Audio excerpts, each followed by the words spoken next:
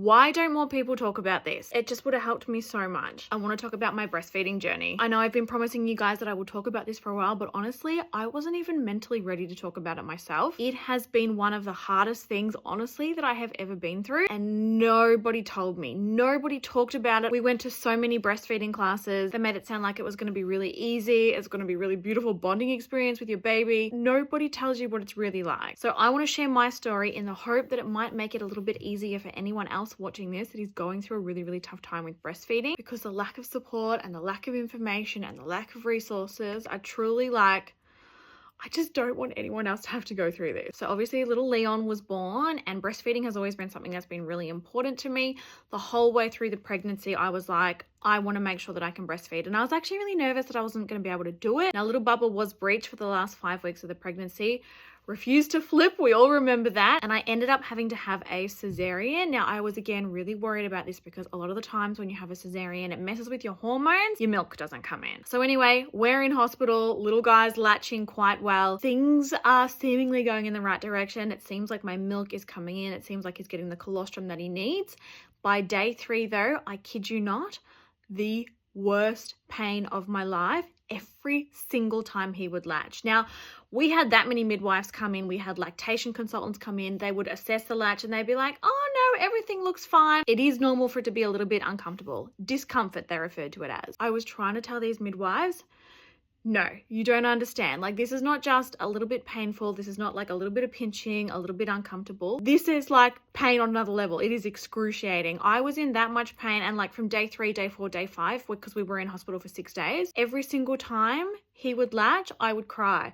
Oh, and I'm still really emotional about it because I can remember that pain. And it is so hard when you've got this tiny little newborn baby who is crying and who needs to feed, but you are literally in so much pain that you are crying as well and you are nervous. Like every single time before I would put him on, I was that nervous to feed him because I knew that that pain was coming. Honestly, the postnatal depression from this, it has been so hard. So I am pushing through these feeds, and he was cluster feeding, you know, normal behavior for a newborn. They're trying to bring your milk in. Cluster feeding, you know, he would feed for like 40 minutes. He'd be off the boob for 10 and want to feed for another 40 minutes. And this was going around in cycles, and I was just crying and crying and crying through it because it was that painful. It felt like my nipples were being cut with knives, like straight up. Now, I did mention this to the pediatrician, and the pediatrician had a look in Leon's mouth and was like, no, I don't think that he's got any tongue ties or lip ties or cheek ties or anything causing your nipples to, you know, basically be shredded, because let me tell you, by this point they were shredded, cracked, bleeding, blisters, like, oh, my nipples were not good. And still the midwives are going, oh no, a little bit of discomfort's normal. Don't you worry, this is meant to happen. This is part of the journey. And I'm like, seriously? At this point, I'm like, am I crazy? Like, am I just like weirdly sensitive? Brandon's like, no, you've got a very, very high pain threshold. Something weird is going on here. Finally, on our last day in hospital, we had a really amazing midwife who was like, I think maybe what might be worth trying is a nipple shield. And a nipple shield is like this very thin piece of like latex that you put on your nipple, you feed your baby with it, and it kind of like protects the nipple. And I was actually able to get him to latch without crying, which just honestly felt like the biggest accomplishment. So anyway, we get discharged. We've got the nipple shields. We're like, right, it's just going to take a few weeks for your nipples to get used to this. Then you'll be able to wean him off the shield. Everything will be fine. We get little Leon home, and he is still cluster feeding. And when I say cluster feeding, I don't mean like an hour on the boob at a time and then a little bit of time off. He was feeding off me for honestly 4 to 5 hours non-stop. Like, I was breastfeeding for 4 to 5 hours. One side, take him off, swap into the other side. Okay, are you done? No. Baby starts screaming again and searching and like rooting for more. Okay, we put him back on one side. We put him back on the other side. The cycle repeats, just constantly feeding this child. And Brandon and I are like, what is going on here? How could he possibly still be hungry? And he wasn't just a little bit unsettled when he came off the breast. He was screaming, and it was happening around the clock all the way during the day, cluster feeding, screaming. So feed, scream, feed, scream. He wasn't sleeping. We weren't sleeping. This went on for 2 weeks. Brandon and I were in such a black hole, and we were like, we're supposed to be enjoying our newborn baby. We're supposed to be Like, this is meant to be the newborn bubble. How is this normal? And I feel really bad about it, but we were both like, what have we done, honestly? Like, we were so excited to have Leon and we were so excited to have a baby. And honestly, like, the first 2 weeks were just miserable. So here in Australia, we have a service called, well, it's the maternal child health nurse. And basically it's a nurse that comes out to your home, checks that everything is going well with your newborn baby, and then you do like regular check-ins with them and they will weigh the baby and whatnot. We then had a follow-up appointment with her 4 days later and she weighed Leon again and he had lost a substantial amount of weight. Now, again, Brandon and I were extra confused because we were like, we are feeding this baby around the clock. Like, my nipples are so sore that I cannot even wear a bra because I couldn't handle the feeling and the pressure of any kind of material on them because they were so sore. They were bleeding, they were cracked, the blisters were just phenomenal, honestly. Leon was feeding so much that he had a rash all over his chin from the friction of feeding on me so much. We were like, what do you mean he's lost weight? Like, how is it possible that he's lost weight? Like, he's feeding around the clock. He's had lots of wet nappies as well. Like, there were no indications that he was dehydrated, that he wasn't feeding enough. Like, there was nothing from our point of view suggesting that anything was going wrong by this point. And to be honest, the nurse was pretty brutal and she was like, essentially, you're starving your baby, you need to give your baby formula. And as somebody who, like, breastfeeding was really, really important, why am I getting so emotional about this still? It is really disheartening to be told that you are starving your baby when you have been feeding literally 24 hours a day. So then we went and followed up and saw a lactation consultant, and her recommendation, and the interesting thing is that she also watched us feed with and without the shield, and she was like, his latch looks fine. Like, I don't think that there's any issues with his latch, but her recommendation was to pump around the clock, not only to help my milk come in, but also to be able to give Leon top-ups with a bottle just to make sure that he was getting enough food, right? So we were like, okay, let's get a breast pump. So by the end of week 2, we started triple feeding. And triple feeding is essentially feeding your baby. Like, it takes 3 steps to feed your baby. So you would breastfeed and he's still feeding for like an hour and a half. I would then pump immediately after. And my nipples are already so shredded by this point that pumping is also one of the most painful things ever. Like, I had to take pain relief to be able to do this, you guys. It was full on. And then after that, you give your baby a bottle of whatever you've pumped to make sure that the baby gets enough milk so that the baby stops losing weight. So we started triple feeding at the end of week 2, and we are still triple feeding now, and he's almost 12 weeks old. But the good news was he stopped losing weight. So we were like, it's all worth it. It's all fine. He's getting all of the breast milk. We were also having to use formula as top up. So we were giving him formula maybe once every 2 days or so because of all of the stress of all of this and the lack of sleep and everything. My milk was drying up. So we were having to give formula to make sure that he was essentially getting enough calories during the day. Okay. Little Leon was born breech, and a very common thing with breech babies is hip dysplasia. It essentially means that their hips haven't formed properly in the womb and then they need a little bit of help. So by the end of week 3, little Leon was put in a hip brace. Now that's fine. Like, honestly, I was traumatized at the time. I cried and cried and cried at the idea of our poor little baby being put in a hip brace. Looking back now, that was the least of our worries, honestly. But it did make breastfeeding very, very difficult because it holds their legs out in like a frog position. You cannot cradle nurse your baby with a hip brace on, and breastfeeding was already so difficult. We now had an extra challenge of trying to find different positions to get him to feed in because we had this hip brace, right? We did not give up. We made it through that challenge. We figured out ways to put the pillows and to tuck the brace in to have him like sort of like sitting upright a little bit to feed. We got through that. That was fun. But we're at like week 5 now, and the amount of time that it is taking to feed him, feeding it was taking up the entire wake window. We were not being able to spend any time playing with our baby. We weren't able to do any tummy time with our baby. We weren't able to do any like activities or, you know, work on his sensory development or anything because the whole time we were feeding. So breastfeeding for about an hour and a half, pumping for about 30 to 40 minutes, and then bottle feeding him took an extra 45 minutes because he was really, really slow on the bottle.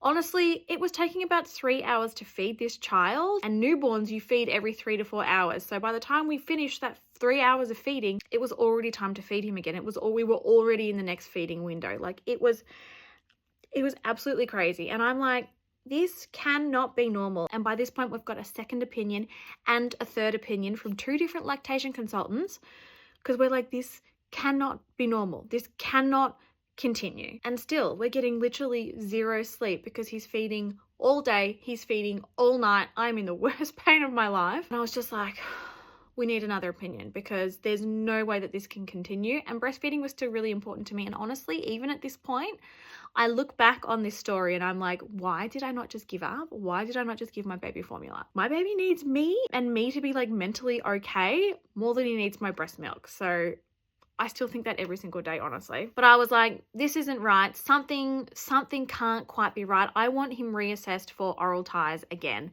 Now, if you've never heard of tongue ties or cheek ties or lip ties, they're weirdly not spoken about, but they're actually very common. Apparently 1 in 10 babies in Australia have some sort of tongue tie that prevents them to be able to feed effectively. We went to that many breastfeeding classes and that many baby classes. Do you think it was ever mentioned in any of them? No. We had been told by the pediatrician and 2 lactation consultants that Leon did not have any ties. We took Leon to this other girl. Leon had 4 ties. So he had a lip tie, he had 2 cheek ties, and then he had a posterior tongue tie. And essentially, they were restricting the movement of his mouth, restricting the movement of his tongue, and he wasn't able to actually get the milk out of me properly. It explained the nipple trauma. It explained the reason why it was taking literally 3 hours to feed this baby. And like 45 minutes on a bottle is not normal either. I didn't know that. Apparently he should have been finishing that bottle in like 5 minutes. But again, there was no education. There was no awareness of any of this. Like we had no idea. We just thought breastfeeding was hell. So then we take Leon down to the city and we have the ties lasered by a pediatric dentist. So essentially they sever them. And then the babies, they've got more freedom of movement in their mouth. As soon as we had those ties done, and like Leon at this point was barely able to feed without a nipple shield because again of the pain. As soon as the ties were done, he was able to latch without a shield and I could actually handle it on my nipples. Like, and now I've got like a lot of damage to my nipples now. I've got nerve damage, and ongoing pain as a result because of essentially 6 weeks of him chomping on my boobs the wrong way. But we got the ties done and we were like, answers. Happy days. Finally an explanation for everything that we've been through. Now, with getting tongue ties revised come these god-awful stretches. Now, essentially what you have to do is you have to stop the ties reforming. Maybe I'll show you on my lip. Like, see this here? That is essentially like a lip tie. Now, everyone's got them, but they should be like very thin and flexible. When it's like a tie that restricts movement, they're normally like quite thick and fibrous-y. So essentially what you have to do is stretch the skin and like rub the wounds, rubbing an open wound on your newborn baby as well. Traumatic, like literally, oh my God, I'm gonna get upset again. Like you've already put him through the trauma of having to go in and essentially have his mouth cut up. You then have to do these god-awful stretches. And it is hell. You have to do them every 3 to 4 hours and you are literally rubbing and stretching the wound. And I tell you what, the screaming associated with doing those stretches, oh, as a mother, like putting your baby through that, awful. And even sometimes after we would do them, it would take like a whole hour to settle him and to get him to feed again because he was just, I guess, that traumatized by doing the stretches as well. But Brandon and I, again, we were like, you know what? It's for the best. And if left untreated, his ties would have affected his teeth. So he would have ended up with a big gap in between his front teeth. He would have probably struggled to eat solids. He probably would have had a lisp or like speech impediments and things like that. So we're glad, like we were like, it's for the best. And like every single time we had to do the stretches and like the alarm for the stretches would go off and we would just look at each other and just be like, I feel dead inside. Like I cannot keep doing this to the baby. Brandon, oh my God, helped me so much because by this point I was just bawling my eyes out even at the idea of doing the stretches. I was crying when breastfeeding. I was crying when not breastfeeding. And also nobody talks about postnatal depression enough either. It is so common, like 1 in 7, and like just I was sad and anxious around the clock. Like I just felt like I would never be happy again. Honestly, it was awful. But Brandon would send me upstairs with my noise cancelling headphones and he would do the stretches on Leon so that I couldn't hear it. Oh my God, you guys, I'm so sorry. I did not expect to get this upset. What's a surprise? I've been crying all day, every day. It's really not that much of a shock, but I wanted to keep it together so that I could tell you guys this story. But yeah, he would send me upstairs with noise cancelling headphones so that I couldn't hear Leon screaming because it was just breaking my heart. Like I couldn't do it. And the latch improved and like his feeding was getting a little bit better. He was able to feed quicker. Great. But then something else happened. And like at this point, and you're probably like, surely not at this point, because that's what we were thinking. So it just progressively, his feeding started to get progressively and progressively worse. So he would latch and he would feed for maybe about 5 minutes, and then he would come off screaming, absolutely screaming. And this would happen on both sides, like the left and the right. It didn't seem to matter. And sometimes you would lower him down to start breastfeeding and he would already be screaming. That then turned into him straight up refusing the breast. There were days there where he refused to breastfeed for like 3 or 4 days at a time. And then that also turned into him refusing the bottle. So I was expressing then around the clock to make sure that we had enough milk to give the baby, and then topping up with formula as well. He then started refusing the bottle, just screaming constantly. Like even we would go to start feeding him, he would start screaming. And by this point, like, the level of broken, like this was soul crushing. Again, as a mother, the level of, I don't know, anxiety when your baby won't feed is on, it is incomparable, honestly. Like you're just genetically wired to feed and look after your baby, like at a cellular level. And when your baby won't feed, it is awful. So he was screaming when I tried to feed him. He was screaming when Brandon tried to feed him.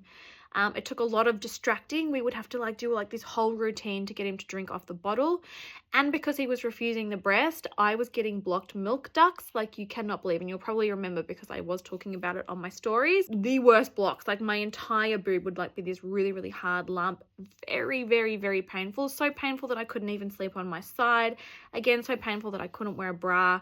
I've had 6 of them now, and it's very, very difficult to get them to unblock. But I started to do some research because there were a couple of other things that weren't making sense with Leon's feeding. Like you would lay him down to feed, and most of the times he would scream, but sometimes he wouldn't scream, or he'd just start screaming after he drank a little bit when laying down. And I was like, oh, that's weird. Another thing was you would lay him down and immediately he would get hiccups, and we were like, that's weird. Sneezing a lot. He was really pulling at his ears, like he was in a lot of pain after feeding. He had really mucousy poos, like foamy poos, like things were odd. And I was like, does our baby have reflux? And at this point, like, because I'm doing all this research, and obviously you guys know I've got a medical background, and Brandon's like looked at me like, not another thing. Like, come on, Nakia, like, get off the internet, like, surely not another thing. Leon's been diagnosed with reflux, silent reflux. Now, the difference between normal reflux and silent reflux is normal reflux, they spew it up, like, they chuck it up and they're happy as Larry. Like, most babies will vomit sometimes half of their feeds and it's totally normal. Leon's got silent reflux. So basically, his stomach contents comes up into his esophagus, which is the pipe that joins like, your mouth and your stomach essentially. Acid comes up into the bottom of his esophagus and it burns away there and then it goes back down. This is obviously incredibly painful for a baby and it was happening to him every single time he was feeding. No wonder he was screaming at the boobs. So we get through all the trauma of him screaming at my boobs because he couldn't get enough out. He's then screaming because we're putting him through these god-awful stretches. He's now screaming because he's in pain because of silent reflux. Now, we did try everything first. We tried feeding him upright. Again, very difficult in a hip brace, like near on impossible to feed your baby sitting upright in a hip brace. We tried giving him small amounts of food at a time, like 50 ml here, 50 ml in another half an hour, 50 ml in another half an hour, to see if we could reduce it that way. Nothing worked. So little Leon is now on reflux medication. Now, because all of this has gone on, he also has a bit of a feeding aversion because he now associates eating with pain and eating with trauma and breastfeeding with pain. So we are still having to deal with like full refusals, like breastfeeding. Like some days he still will just not breastfeed, but thankfully he will happily take the bottle. And that's probably also because he sits upright to take a bottle. So, the reflux isn't as bad. We are coming up on our 3 months of breastfeeding. And I always said to myself, I was like, that is the goal. If I can get to 3 months of breastfeeding, that's a good thing. It has been so hard. It has been so painful. It has been so taxing on my mental health. It has been so taxing on Brandon's mental health. At this point, I think it's been so taxing on Leon because how much stress can we put him through? And none of this stuff I knew about. Nobody talked about this. We went to that many prenatal classes. Nobody talked about any of this stuff. It was all like breastfeeding is very easy. Your baby will just latch. Your baby will know what to do. It won't be painful. It will be uncomfortable. If it's uncomfortable, you're doing it wrong. Thanks. That's helpful. Breastfeeding is still incredibly painful for me. Like I said, I now have nerve damage in my nipples. Love that for me. I'm still having to feed with nipple shields because of the pain. Like, it's the only way that I can do it, but it's still really important to me to do it. So I'm still pushing myself through it. I don't know if I can keep doing this. And I know it's so hypocritical for me to say, but honestly, if anyone out there, like anyone else is going through anything similar, you have permission to stop. You are not a bad mother for not breastfeeding. You are not a bad mother if you're going to give your baby formula, because that's another thing that the midwives, they treat you like you are the worst person alive if you give your baby formula, and it is awful. You feel guilty, you feel like a failure, you feel like you've just failed your baby. But at this point, like, I don't know if I can continue. So that's where we are at. That is my story, and I just really wanted to share it with you guys to hopefully make anyone else out there who is going through something similar, just to make you feel less alone, because I understand how hard it is. I'm still working through what I think is a pretty nasty case of postnatal depression. The anxiety, like I was just like, you're either anxious or you're crying. Like, there's literally nothing else exists. I know what it's like. I know that there's not enough support. I know that this stuff is not talked about. Do your research. If you think that something is wrong, do your research and get a second opinion, get a third opinion. It took our fourth opinion to get us like sort of here and to get us to this point. Feeding is really stressful. Like, it's really, really hard, but you have permission to quit, honestly. And I know that I have permission to quit too. I just seemingly have not been able to get there yet. Oh, this has been a therapy session for me. I'm probably just going to go and cry some more, honestly. Motherhood is a challenge.